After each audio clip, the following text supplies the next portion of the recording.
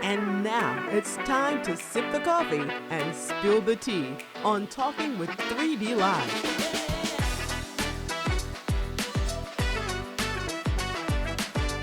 Here's your host, Derrick Dixon. Welcome, ladies and gentlemen, to another exciting episode of Talking with 3D Live. I'm your host, Derrick Dixon, and this is where we always sip the coffee and spill the tea. And today we are going to be spilling the tea with Quanta Lucas and Devin Davis are here with me today. But listen, before we get started, do me a big favor. Make sure that you subscribe to this show. Click it, love it, share it, do all those things, and make sure everybody is aware of Talking with 3D Live. It's an iRose Film production. But today we're going to be talking just a little bit about blending families together. And I have a dynamic couple here today to talk about that and what it is today in America about blending families together. Because you know what? Back in the day, it's not the same as it is today. Things are harder. Relationships are harder and children are different nowadays. I have a little statistics right here. It says in the U.S., a significant portion of children live in blended families, with approximately 16% having step-parents or step-siblings. This indicates that 40% of American families are blended. 40%. And in 2022, where about 4.15 million Black families in the U.S. had single mothers. So we're going to be talking about that today. But first off, I want to say hello to my guests, Quanta and Devin. How you doing? Thank you so much. I finally got y'all here at Talking with 3D, and it's such a pleasure to have you both here. We're going to talk about that at the end, but I was so excited for Quanta and everything. And finally excited when I first met Devin. Yeah. So it's nice when you put names together, and then when we all finally meet and everything, it just seems like we are all a blended family. Yes, sir. Because we all become blended families some way, somehow. Yep. Even if it's through blood, if it's through friendships, if it's through marriage, we all become some type of blended relationships. And those are the strongest relationships. Those are the strongest ones because we get to choose, and we pull each other in. For sure. And that's how we become close. So I want to tell my viewers and my listeners a little bit more about you guys. Yep. Quanta Lucas, she's the mother of one extraordinary son, born and raised, she said, all over Baltimore. So we will find out what that's all about. All over Baltimore. She attended college at the Art Institution and Institute of Philadelphia, not an institution, the Art Institute of Philadelphia, majoring in fashion marketing, a licensed cosmetologist, and also a business owner. She has a clientele that range from teenage girls to TV personalities. Quanta also began building a new brand, Look What Mom Can Do, to celebrate mothers, to encourage women to learn how to parent through heartbreak. So that to me is something strong, working with women. And then we have Devin Davis, born also East Baltimore, father of 3 wonderful children. He's a licensed HVAC technician who has worked in the most well-known HVAC business companies in the business. Devin also has gained experience to start his own business, Mr. Davis Heating and Cooling, putting him in a position to make 6 figures, okay? That's who I'm talking to today. So I want to start with you, Devin. And first off, congratulations starting, your business and everything. But you had a road, you started a road that wasn't that easy for you. Yes, for sure. Finding out at the age of 7, being a diabetic. Yes. And at the age of 7, you probably didn't even understand what it meant to be a diabetic. It was real tough for me, My mom, she was a, good lady and just, so all the kid experiences, that birthday cakes and, candy store all the time, I couldn't have that. You couldn't have it. I appreciate God, for my mom, big time, because without her, I wouldn't have known how to deal with that diabetes stuff. It was tough. Yeah. Did she, as a mother, growing up with a diabetic at 7, like you said, I couldn't understand why I can't have the candy. Yeah. I can't have the ice cream and the birthday cakes. How did she, as a 7-year-old, how did she make that for you? A lot of explaining. My mother was hard, so she did, boy, you can't have this stuff. You Right. just can't have it. You just, but sometimes, here you go, a little piece, Just a but little you gotta keep checking your sugar, take a little bit more insulin and everything. Yeah, so she, more like a coach. She Yeah. was like good, like she stayed on me, like a good football, basketball coach, like big time, She just wanted the best for me. Yeah, wanted the best for you. Team Renee Garner presents the comedy gospel stage play, The Man Monster, introducing Rio Harrington. Come out June 13th and June 14th at the Chesapeake Arts Center. Get your tickets now. They are available at www.manmonster.com. That's www.manmonster.com. T. Renee Garner production, The Man Monster. Come out, have a great time, and bring a friend. You will love it. You will laugh. You will shout. You might even cry, but you don't want to miss it. June 13th and June 14th, The Man Monster. Yeah. How are you today? Good. Look, my You're wife here. is my mom now, so she's running things. Yeah, Yeah. she talk all the time. You check your sugar? You Yeah. ate today? So yeah, I definitely, try to do it with the kids, try to make sure that they actually check, like, cause being a diabetic as a child is very hard. Like, just like the understanding of what I'll tell you, like your parents are gonna be that coach that's on your back a lot. That's right. So yeah, I just, say that, but Quanta is definitely a good wife / doctor / mom. Yeah. With that diabetes. Yeah. Which we all need in our lives. For sure. Yeah. I ain't gonna get one soon, but some of y'all may need that. I'm gonna leave that alone. Yeah. So, and then let's fast forward to your teenage years. You had went through a little bit of trouble. Yeah. And things change in life, and yes, sometimes we just never know the course of life that we're going to take. For sure. Things happen. We meet certain people that we shouldn't meet. Yep. And life happens. Yeah. So can you expand a little bit about that? I put it like this. More so not saying school is bad, but I do say it's not for everyone. Right. Like I went to school, I was one of those kids like I took in information, but it wasn't exciting to be there all day and everything. I'm more physical. Show me something, I fix it, go on about my business. With that, I wasn't getting that type of thing in my life.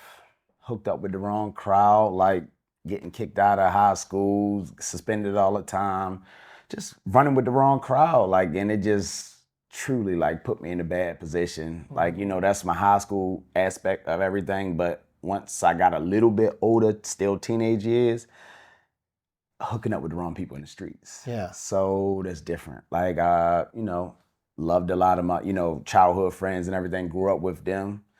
A lot of them died, jail, everything.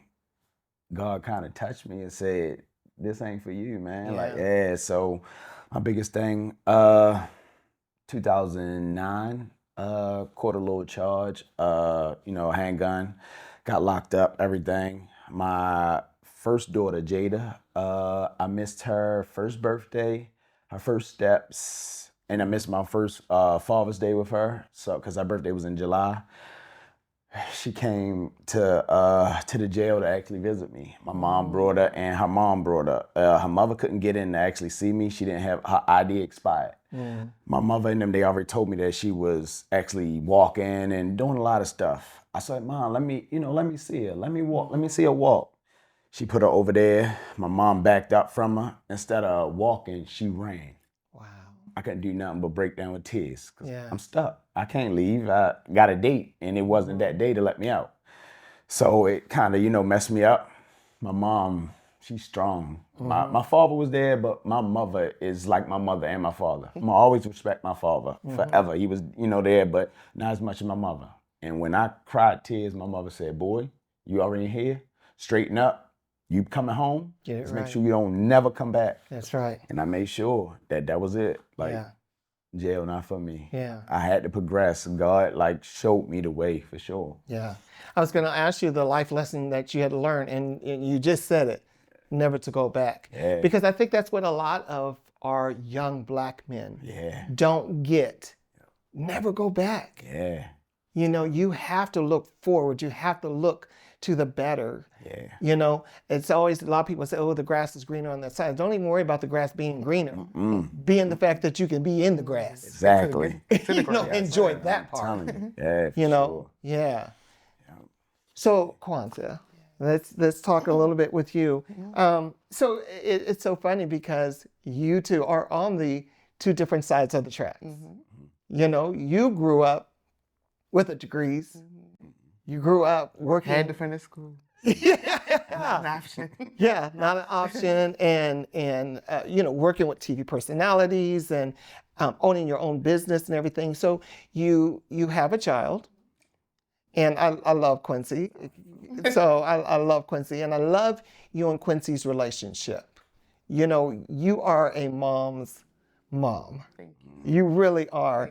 And to see your son love you is it's you know, like you always say, like you just said, Deb, to love your mother is something special.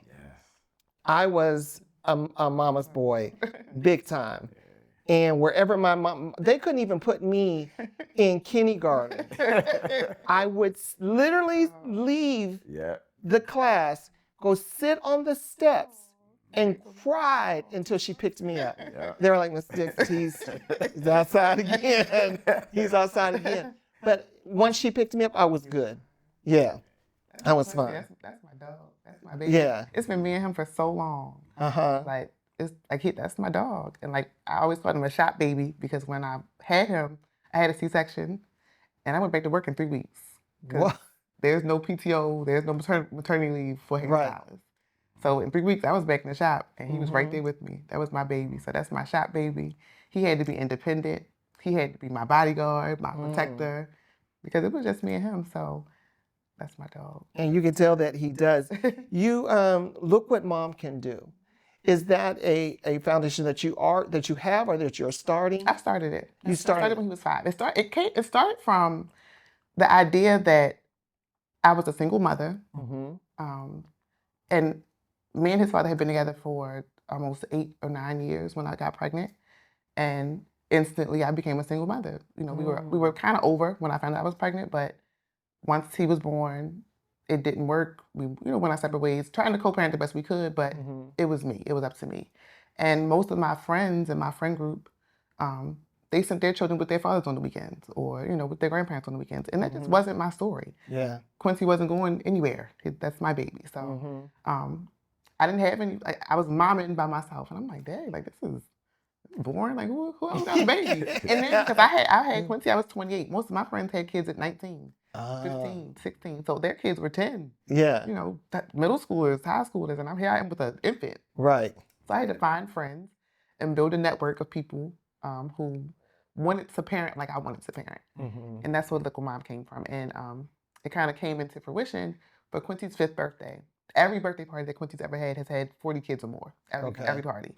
I'm like, I can't keep doing these Chuck E. Cheese parties for 40 kids. Like, it's not going to work. So every party's been 45, 50 kids plus the parents, and it's been crazy. So for his 5th birthday, I did a bus trip to Dutch Wonderland and sold tickets, and we filled up 2 buses to go to Dutch Wonderland to celebrate my 5-year-old. And we had pencils with his name on them and balloons and prizes and Jell-O shots for the parents. And it became, look what mom can do, became a thing. And I loved it because I was able to make money and spend time with my son, and he was involved. And it wasn't like me working, because with me doing hair, I was picking him up and dropping him off. He was in daycare, I'll pick him up from daycare, drop him off with my mom or my aunt, and go to work. So with Look What Mom Can Do and doing my Me and Me events, I was able to be with him and spend time with him and make money and have fun and build this network and do what I loved. Tell me, Look What Mom Can Do. How do you encourage women? Because we do have a lot of women, Quanta, that think they can't do it. They can't do it on their own. Fighting back and forth in court, child support for legal rights of the child and everything. Not believing in themselves. How do we encourage, especially, because we're Black and brown people, how do we encourage our Black women? Yes, you can do it. I think the first part is wanting to do it. I think, parenting is it's a choice. Yeah.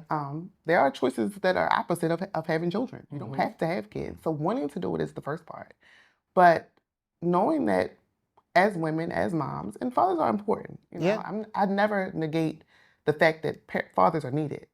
But we can do it. And that comes from, I can play basketball. I taught Quincy how to make a shot, throw a football, catch a baseball, all of it. Like, we can do it, and we can do it, and we can have fun. And it's productive to do it. Right. Like, I see it because I work in the school systems. Part of my journey has been working in alternative high schools. I've worked with different demographics of children. They need that nurturing from their mothers too. And so often the fathers get to be the fun dad. The dads get to be fun. But they need that from their moms too. And it doesn't have to be a fight. You don't have to fight with the father. Yeah. My mom always told me when I was a teenager, before I ever thought of having a child, she always said, like, whether you're married or not, that's your baby. Yeah. So when I found out I was pregnant and I decided that I was going to bring my child into this world, that's my baby, whether daddy came back or not. So I think that the first part was just deciding that this is my child, this is my baby, and I'm going to do one. I know I didn't want any more. One was done. I was done. So everything I could do, I did the cast of my belly. I did Lamar's classes. I did breastfeeding classes. I breastfed. I did everything I could do because this is all I got. Like, it's no handbook to it. Yeah. But I knew that I wanted to raise a child that didn't have to recover from me. I didn't want you to have to go to therapy because I did such and such a thing. Right. Or, I didn't want you to have to recover from, my choices and because I lived my life, so. Yeah. And I was older, I was 28, so I lived a great life up until then, and I still do, but Yeah. I was cool to sit down for a little bit. Yeah. Devin, raising children yourself. Yep. 3 wonderful children. How was it for you, coming from, again, not you and Quanta together, but you raising your child, like you said, seeing your child walk for the first time and wasn't able to do anything. And now, do you feel like you had to make up for some time, or are you very active to the point that they don't even notice the point? And the reason I'm asking this is because a lot of times they feel us as men, Right. we don't give our kids that time. Right. Yep. So I had my first kid, I was 18, second one, 21, and my son now, 33. So like my first Oh, go back again. Yeah. How old are your kids? My oldest daughter, Jada, she'll be 17 this year. Jayden will be 13 this year, and my son will be 2. Okay. Yeah. So like, like when I had my girls, I was young. I was still outside. Like, I wasn't a dad like, that I am now. Yeah. Like, being outside, not a lot of stuff. Like, I went home to them every night and everything, took them out and everything.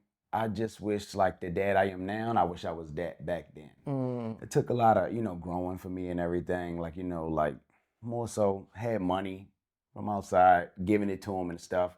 But money's not everything. Time is the biggest thing, really showing them what a man's supposed to be. So it's like now I try to, like, make up for those lost times, a lot. And they love me, like, love me to death. Yeah, my baby mom's, like, good lady, she took care of the kids and everything when I was outside and everything. Yeah, so it's just like now I'm just trying to show them, like, how daddy changed. What a real good man is. Yeah, for sure. Yeah. So I want to ask you this, Quanta, because every woman out there is wondering, and this is the question that people have.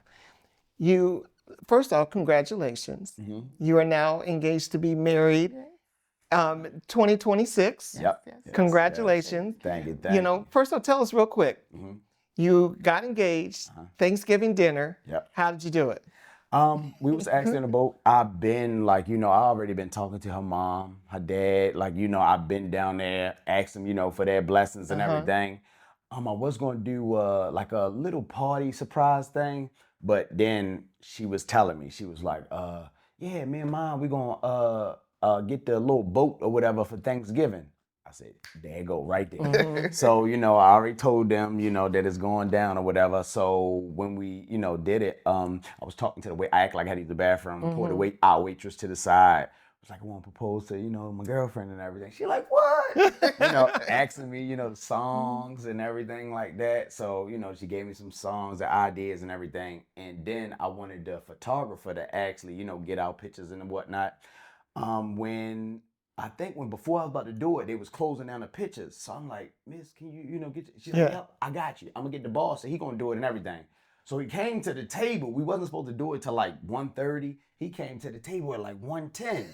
So he like, yeah, man, you ready? Uh-huh. Look, man, like I thought he was gonna spoil it for me. So I'm like, Right. hold up. And I'm like, you know what? I'm trying to still get my nerves together. Yeah.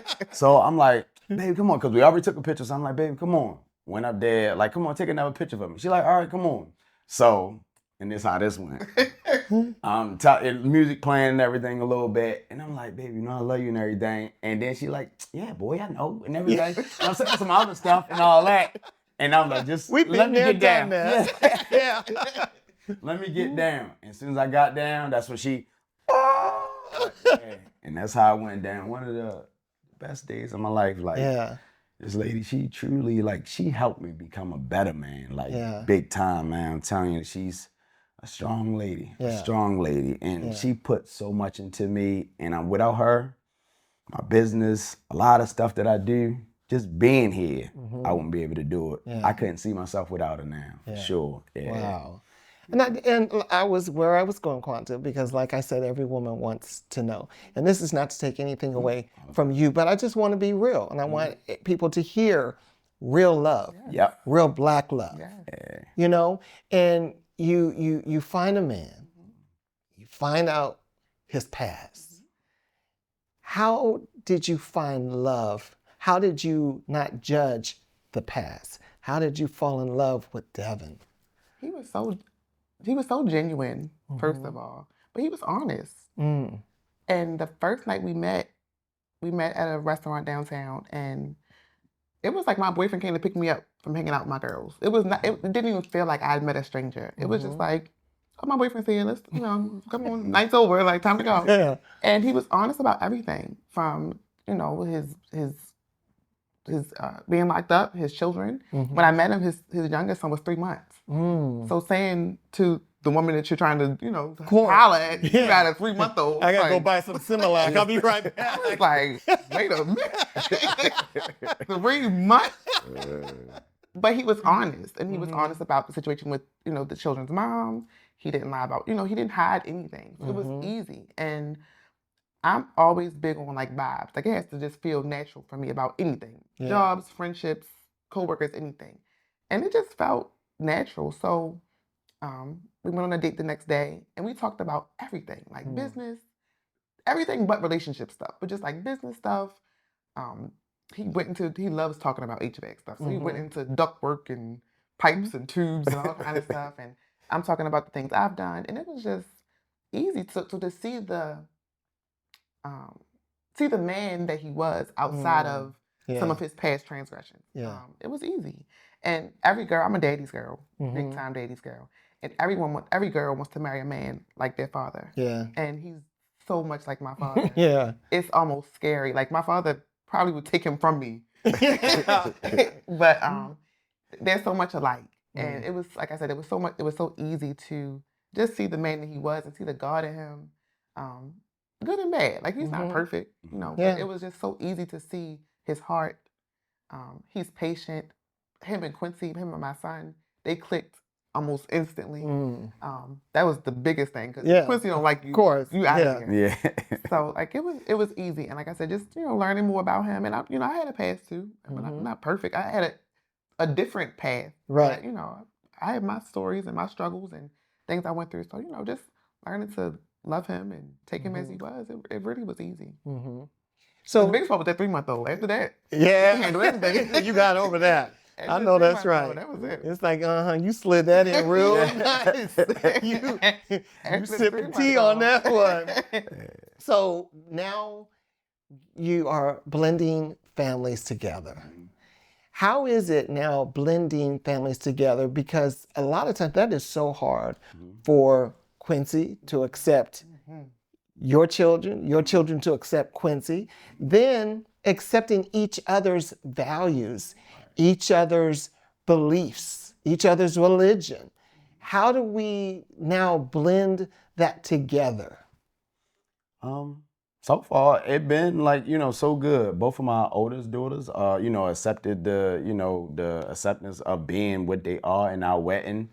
My son, like, he loved Quincy. Like, as soon as he come in, it's like, he ain't trying to talk to daddy. Yeah. Where Quincy? Where Quincy? And Yeah. that's like, play basketball all day. Like, yeah, like everything been so good. Like, I don't call him Quincy. I call him Q Money. That's my little man. Like, yeah, I could go, take him by, and I appreciate that for her, her allowing me to be there for him. Like, we could have whole days by ourselves, like, and she don't even have to be there. Like, I love him just like how I love my kids. So everything is good, like, me and his dad, we speak, like, the kid's mom, like, she's cool, like, but I had his ups and downs, but for the most part, like, the kids is my biggest thing. Like, they love her, they here for us, and they accept our relationship. So they very, like, helpful and giving and everything for our relationship, for sure. Yeah. I've always wanted to know this because for men, it's a lot different.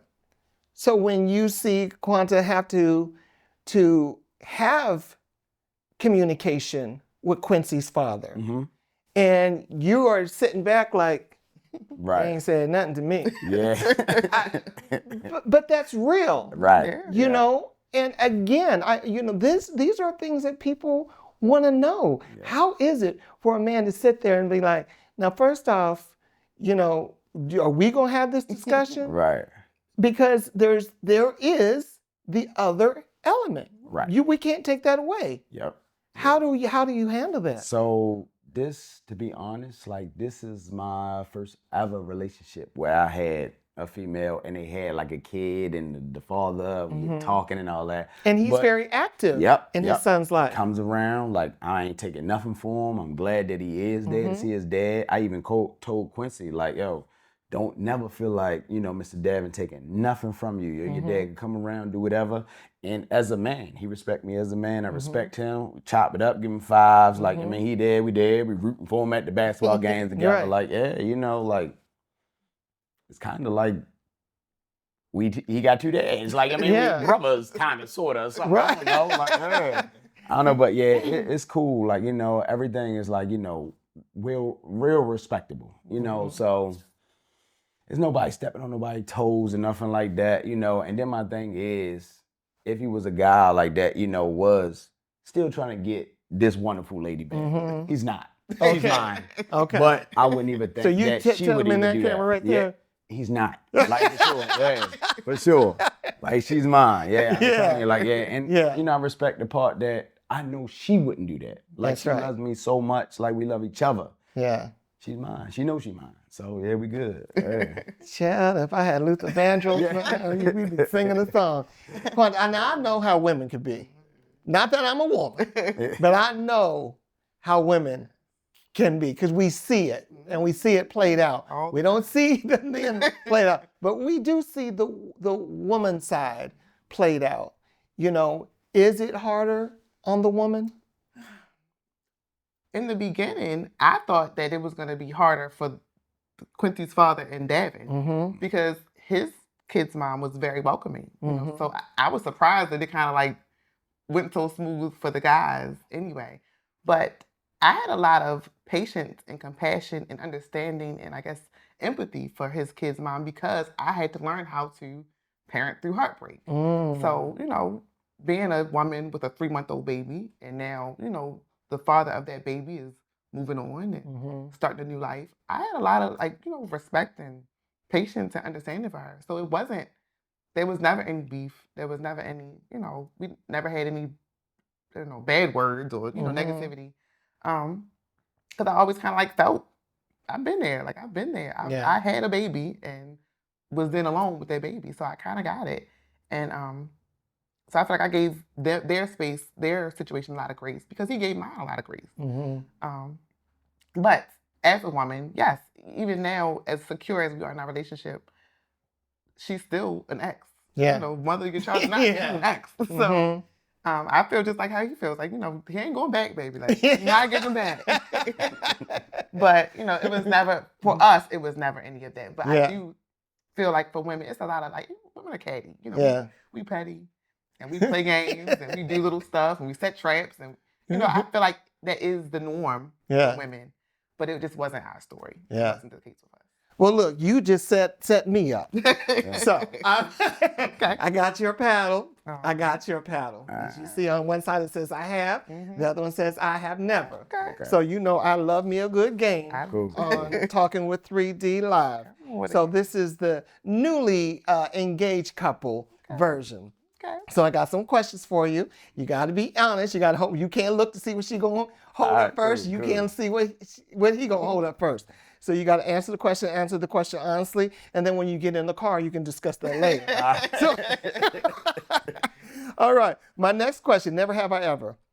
Never have I ever. Am I guessing what he has done, or I'm saying what I've done? What you've done, and then what you've done. Right. Okay. Never have I ever forgotten an important date in our relationship. Never. Nope. Oh, she looking at you like, wait a minute. Forget all the dates. No, I don't, baby. No, I don't. No, I don't. You want a second try? No. No. Yeah. No. I ain't never forgetting that. Okay. Next question. Never have I ever. Never have I ever snooped through my partner's phone. Oh, I definitely do that. You do it? I didn't. Oh, you haven't? Yeah. Nope. Quanta said, I have. I have. I'm a little Snoop Doggy Dog. Not often. But you've But done. Look, I told her. I used to I used to get in trouble a lot of times. Pass that shit. And when I come in, turn my phone on silent and I'm going to put it down. Now, that motherfucker might be on her side of the bed. Yeah. Open, go ahead. She Right. Passcode, everything. Oh, I'm telling you, this lady is my forever person. I'm Okay. telling you, I ain't doing Okay. nothing. I'm good. All right. All right. Next question. Never have I ever. Never have I ever kept a secret from my partner. Okay. She tell me everything. I tell her everything. Okay. All right. Next question. Never have I ever pretended to like a gift I hated. Mm-mm. She. I'm like, hold up. Go ahead. You can always. Oh, we gonna talk about that in the car. I'm trying to think about all of them. You did a lot. No, I don't think so. It might be one that you like, what are you giving me this for? You talk about that one in the car. I didn't pretend. I told you I didn't like it. What? I don't like when you give me money as a gift. Okay. Okay. She said that. Okay. Yeah. Okay. Yeah. All right. Last one. Never have I ever used my partner's toothbrush without them knowing. She don't go for that. Yeah. Like this one of the cleanest ladies I ever met. Like I mean, cleanest. She is not going for that at all. Yeah. Well, look, I'm so very happy for you guys. And again, it's so nice for our viewers just to see true Black love and to know that we're not perfect. Yep. You know, we have our flaws. We've all been through life. And to bring families together, I wanted people to understand, and there's so much more to talk about, blending families together because there's so many families out there that are blended. I call my family the new normal. I have 3 adopted boys. So, you know, of all different cultures. So we had to blend that family together. I had to learn about them. They had to learn about me. You know, my middle son is so funny. I'm going to tell this story real quick. He told me he had a girlfriend. And I was like, oh, okay, he got a little girlfriend and everything because he ain't had a girlfriend all through middle school. He gets to high school, he get a girlfriend. Yeah. I knew it and I asked him, I said, what she look like? He said, oh, and he showed me a picture. I said, oh, you got a little black girl. And my son is Caucasian. So I was like going, oh, okay. But again, it's like, because of the fact that this is his new normal, that's what he's attracted to. So we never know. We never know the influences that we're giving our children. Yeah, that's good. So I always, you know, but we love them and of who they are, you know, because we're here to inspire them and to help them to grow, help them love themselves. So I'm excited for you guys. Congratulations. I hope that I'm at it's a destination wedding, right?